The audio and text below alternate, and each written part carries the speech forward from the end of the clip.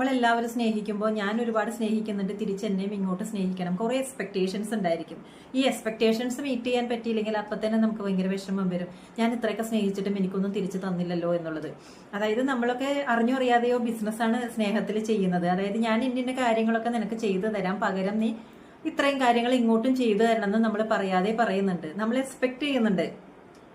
അപ്പോൾ ഇനി മുതൽ നമ്മൾ സ്നേഹിക്കുമ്പോൾ അല്ലെങ്കിൽ മറ്റൊരാൾക്ക് എന്തെങ്കിലുമൊക്കെ സഹായം ചെയ്തു കൊടുക്കുമ്പോൾ അവരിൽ നിന്നും ഒന്നും തിരിച്ച് പ്രതീക്ഷിക്കാതെ നമുക്ക് എന്ത് ചെയ്യാം? ഒരാളെ നമ്മൾ ഒന്നും പ്രതീക്ഷിക്കാതെ എത്രത്തോളം സ്നേഹിക്കാൻ പറ്റും?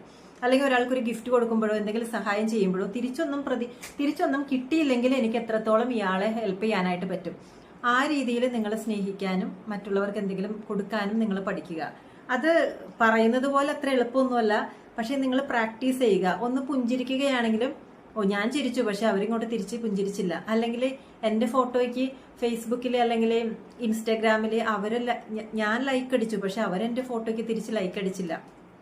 ഞാനൊരു കമന്റ് ഇട്ടു പക്ഷെ അവർ കമന്റ് ഇട്ടില്ല.